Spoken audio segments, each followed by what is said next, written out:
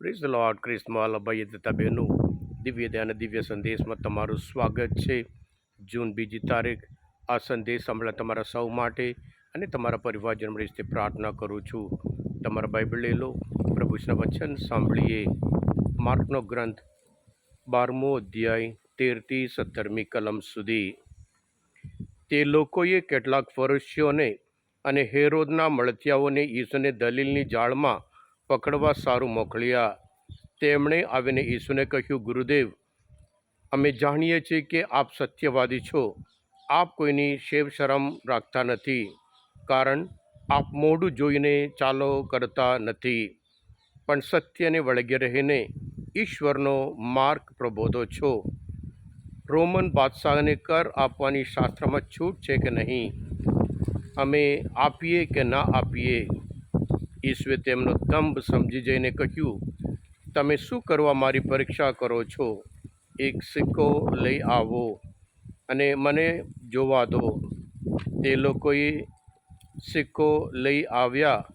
એટલે ઈસુએ તેમને પૂછ્યું, આ કોની છાપ છે અને કોનું નામ લખેલું છે?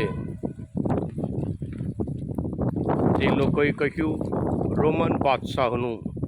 ત્યારે ઈસુએ તેમને કહ્યું, તો જે બાદશાહનું છે તે બાદશાહને આપો, અને જે ઈશ્વરનું છે તે ઈશ્વરને આપો. આ સાંભળીને તે લોકો તો આભાર થઈ ગયા. આ પ્રભુની વાણી છે, તે આપણો આધાર છે. ખ્રિસ્તમાલ ભાઈ બહેનો, બે શક્તિઓ, પ્રેમની શક્તિ અને નફરતની શક્તિ, લોકોને ભેગા કરવા માટે આ બે શક્તિઓ ભેગા કરે છે.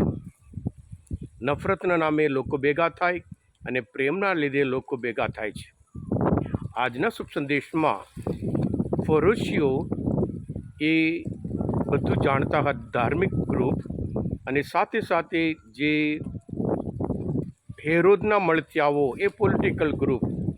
એટલે ધાર્મિક અને પોલિટિકલ ગ્રુપ એક બે નફરત કરતા હતા, પણ એમના સામે તો પ્રભુ ઈસુ સામે બંને ગ્રુપ નફરત કરતા હતા. એટલે એ લોકો ભેગા થઈ અને પછી પ્રભુ પાસે આવે છે, પ્રભુ ઈસુને ફસાવવા માટે. અને ખાસ કરીને શરૂઆતમાં વખાણ કરે છે, પ્રશંસા કરે છે. એ લોકો કરતાં વધારે પ્રભુ ઈસુ એમના કરતાં વધારે હોશિયાર છે. એમની જે ભાષા માનથી શીખી જાય છે. આ લોકો કેવી રીતે દંભ કરે છે. શરૂઆતમાં તો વખાણ કરે છે, આપ તો આમ છો તેમ છો એમ કરીને, પણ એમનો હેતુ પ્રભુ ઈસુને ફસાવવા માટે. અને એવો પ્રશ્ન પૂછે છે, રોમ બાદશાહને કર આપવાની શાસ્ત્રમાં છૂટ છે કે નહીં?